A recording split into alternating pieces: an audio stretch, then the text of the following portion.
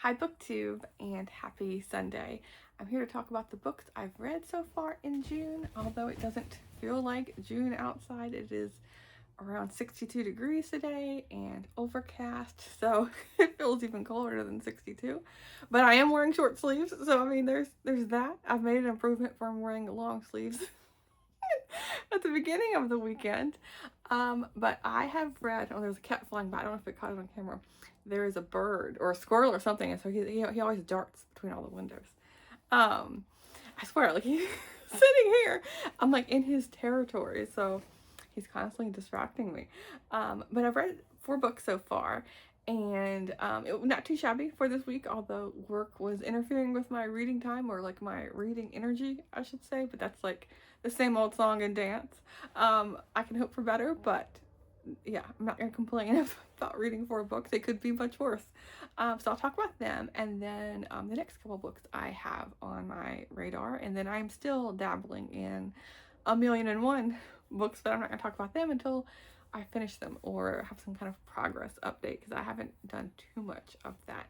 I did go out yesterday to because this week, starting this last Friday through this next weekend, it's the Portland Independent Bookstore Week, or Portland Book Week. I can't remember what the name of it is, but there's like a bingo card, and you can like get stamps, and there's different stores that'll have like discounts or author signings or write-ins, or like there's silent reading. I saw a couple bookstores are doing like audio book reading where it's like hosted by the bookstore, I think, and I don't know if you get a free audiobook or what, but then you walk through different parks, which is like completely, I feel like innovative. I've never, or creative. I've never seen that before.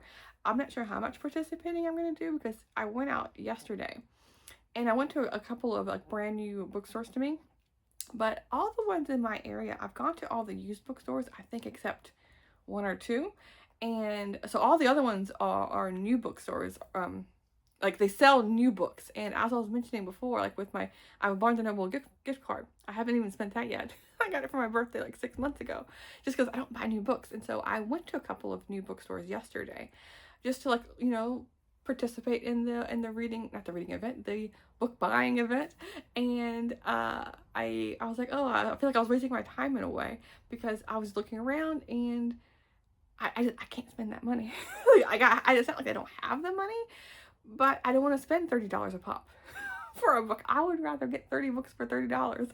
Something like that is much more right up my alley. So I might use this week to go to go back to the used bookstores that I've gone in the past and just see what they have and participate that way. But I did film some of that yesterday, so I'll do a vlog of the Portland Book Week. That'll be upcoming at some point. I don't know when, but I have some of the footage. I just gotta figure out what I'm gonna do this week if I'm gonna go out to do more book shopping. But enough rambling. Let's get into what I've read. And I ordered them in the order that I read them. So the first book I read, I started the month off with this like humorous cover. This is Dear Madam by Stella Walthill Patterson. And this is about an 80-year-old woman. She's living in San Francisco and decides that, well, she gets injured. She trips or something. It doesn't exactly say, but her family like urges her to go to the doctor to make sure she didn't break anything, like, an old lady breaking her hip kind of scenario. And the doctor says, oh, for your age, you have very young legs. And so that sentence sticks out in her mind. She's like, yeah, I do. I'm still mobile, and I still have my mind. So even though I'm 80 years old, why not go out and have like this last like hoorah of being completely independent? So she takes that to an extreme and goes to this little like mining, not even a village. She's outside of Happy Camp, which is a small town, even in today's standards. This came out, when was this? And this book was written in 1956, and I think this is taking place in like the early 1950s. So back then, I'm sure even smaller of a town. She lives well outside of that, and she's going thinking that this mining camp or cabin that she's staying in from like the 1800s is completely isolated, but it's not. And then at first she's disappointed that she has neighbors like a mile away. And think about this, like there's no telephone service or anything like that. So you would think she'd be comforted having some kind of resource nearby, if she can at least like holler, if she ends up breaking her hip or something like that. Like she would go to contact someone, but at first she's disgruntled by that, which I thought was very odd. But she really wants to be independent. And so as she's living there, she at first like, oh, she wants to get in the rhythm of things, of like, you know, gardening and taking care of her cabin and things like that. And then she gets more and more entwined with her local neighbors that are a mile or so away. And then when one of them plans to leave, she's like, oh, like she's just distraught, like, oh, I'm gonna have to leave because I don't know what I'm gonna do with myself. The whole lifestyle here will be completely changed if I don't have them. So that was nice to see, you know, this older lady becoming like a worthwhile, it's the wrong word, but someone who's needed. Like the people that she's become friends with needs her in a way. So she talks about that, how one reason she left San Francisco was because she felt like she was just a burden to her family. Like she was living there and like, oh, they're waiting for her to really need them, where she's going to be having to live in their home and, you know, like basically be like a live-in caretaker in a way. And she didn't want to be a burden to them in that aspect. So she felt it was interesting how it kind of flipped. It's like she, even though she was much older, she felt like, you know, they needed her for her wisdom and her insight and to help them through things. And so that was nice. But yeah, this was funny. There's the scene right here with there's like a donkey and this dog. Like the dog like is the friend's dog, and then it comes to stay with her. And she's never had a dog before, I think, and so like learns the ways of a dog.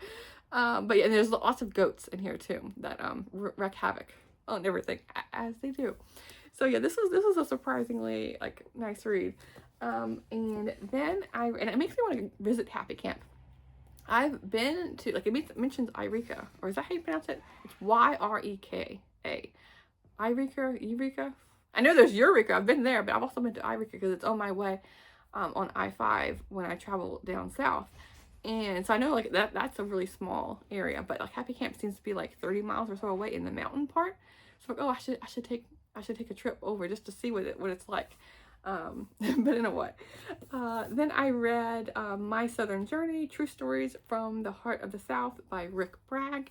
I think this is the first book I've read by him, although I recognize his name. I've seen it here and there, but this is an essay collection of like basically reprinting or recollecting his essays that he's done for these different magazines or newspapers over the years. This is mostly taking place from like early 2000s to like 2015 or so. Like and it dates. It shows you where each article is coming from, but mostly this is him like reminiscing on his childhood or his mother or his parents or grandparents time, and how things have changed and the way life used to be. There's a lot of like red mud and Alabama football and like a lot of talk of food. He really likes food, so like he's living in Alabama, and then he also is living in Florida and Louisiana, and he raves about the food in Louisiana. But then he also has lived in Boston and New York, I want to say. I know at least Boston.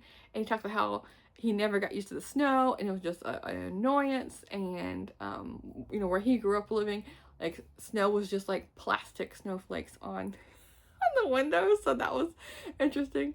But yeah, it got a little bit repetitive as I was reading the entire collection, but it was still interesting and humorous in its way.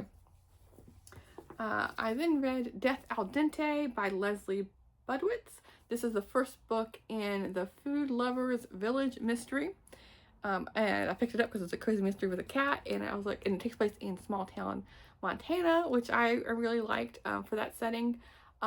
Jewel Bay, Montana, and it's let's see, it's following Erin Murphy. I can't even remember her character's names, but she is moving from Seattle, and it seems to be like she was working at Costco, and she was talking about how she was just fed up with this, like the bigger the office that she was working, or the bigger the corporation, how much more gossip that meant, and like backstabbing and all that kind of office drama. And I'm like, been there.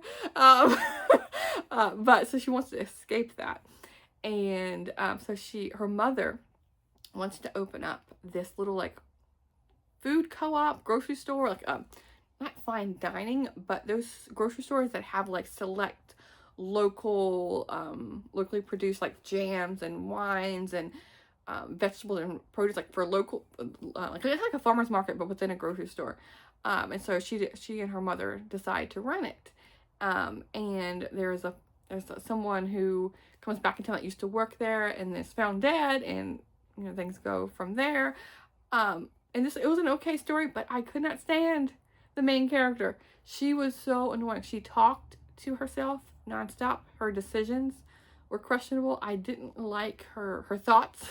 Like reading her thoughts, when she's constantly talking to herself in her head, like she was just didn't come off as the best main character. So if I can't get on with the main character, I mean, it depends on the story and the mood, but for like cozy mysteries, you want to like the main character and the side characters, things like that, and I just did not care for it. So but it was a free book at a free library, and I'm glad to have explored it. I feel like it had so much potential, because at least I haven't read many cozy mystery set in Montana, and I do like that setting. I do like small town Montana. And then the last book I read was one I just finished this morning. This is New Dawn on Rocky Ridge by Roger Lee McBride. This is book 6 in the series, and I am increasingly disliking this series the more I get into it. Like, my goodness. In this one, Rose, it starts out when she's 12, I think, and it goes until she's 14 or 15, and she lies, she manipulates, she goes behind her mother's back, and she listens in on people's conversations, including her mother's, and even with a jar, like with a cup to the door kind of thing. And I'm just like, I do not like her at all. But I'm gonna push through and keep going with the story. This one was interesting because this was in perspective of Rose, Laura Ingalls daughter, and but the last little bit here was actually, it switched into the perspective of Laura, but it wasn't Laura this, Laura that. It kept saying like Mama, like like what Rose would call her, because she's going back to South Dakota to visit with her ailing father Charles in DeSmet. And so that was interesting. And then it flipped back to her. But yeah, I just do not like her. And maybe I'm tainted a bit with reading like biographies and things, knowing about Rose in previous books that I've read. Maybe like my perception is warped in a way. I don't know, but no, like all the stuff she's doing, I just and also like she was like falling in love and with like goo eyes and everything when she's like 10 years old to someone, and I'm just like, and that was in the previous book, but I'm just like, what is going on? When she's like 9 and 10, like that does not make any sense at all. Like she's like blushing and like starry-eyed and everything, and like I just don't think that's what a 9 or a 10-year-old would do. But it's just because she's just getting worse and worse for me. But I will continue on with the series. So those are the books I've completed. As for what I'm reading next, as I mentioned on my Friday Reads video, I have picked up Driftwood Valley, a woman naturalist in the Northern Wilderness by Theodora C. Stanwell Fletcher, and she won the John Burroughs Medal. And I looked that up, and it's like, it's for like nature writing and not naturalists. So I'm like, oh, I'll have to see what other books have won this award. And when I was looking through like the Wikipedia list, I recognized several or many of the authors in the books that I've actually read them. So I'm like, oh, I need to find other authors, because like this book I had on my want to read for like a couple of years now, and I think I heard about it from someone on BookTube. But I also would like to like use that list to like it has a jumping off point for other authors that I don't recognize. But all that to be said, I am on page 41. Oh, there's like a car going by. And this is it's following her diary. So this is October 12th. And this is, when was this? This book came out in 1946, but she started her adventure. They went, in 1930, hold on, let's see. 1937 is August 1937. So yeah, that's when it starts, and they make a trek way out into the wilderness. And there's a map here of where she was going, but it's like against the mountains up there. So here is the overall British Columbia map, and then this is like because they're going to this lake, Lake Titana. because her and her husband want to study an untouched area where it's not been settled and it's not been burned over, or the trees haven't been chopped down, to get as close as they can to what the area is like, what animals are like. And so they are working with the universities of British Columbia, where they're taking some samples. And she talks about how she doesn't want to do that. She hates that she has to take a couple of samples of the different species to like scan and do all that. Even though like she doesn't like that, but she's still, of course, she's way out in the wilderness, and she has to eat them as for food, for sustenance. But they've taken some guides up there, and like right now they're frantically building the cabin before the winter hits, because when they were looking at the trees that are in the area, because there have been people that have like come through where it's like the summer camps for summer hunting and trapping and stuff, or different people have come through in the hunting grounds, but the trees, some of them have been like marked, or like some of the branches have been cut off like 9 feet up. So that means that, it wasn't like people on ladders doing that. It means she's thinking the snow gets to at least 7 feet. So they really have to build this cabin before the snow flies. And I'm right now on October 12th, and it hasn't been completely built yet. The guide is saying, oh, this area can easily get to like -70. So I don't know if, because we're in Canada, is that Celsius or Fahrenheit? But I feel like at those temperatures, it doesn't matter. I think it doesn't matter which one you're focusing on. That's very cold. So we will see what I think of this one. And then the other book I wanted to start once I finish this one. This is going to take me a couple of days, because I'm going to be working through it on my work week. Not while I'm at work, after work. But then once I finish that, the next book, this might be too bright, let me turn it down, is for the Slice of Life reading event and readathon. And I forgot to mention this when I was talking about my TBR for that reading event, but this is the group read. I feel like it's still too bright. This is the group read, and I can get it from my library, but only the Libby edition. I can't get it on my Kindle, which is annoying because I have to read it on the iPad, but at least I have that option. So occasionally, like once a month or less, I read off my tablet. So I mean, it's okay. I just don't prefer it with the glare. But this is The Most Famous Illegal Goose Creek Parade by Virginia Smith, and that's a mouthful.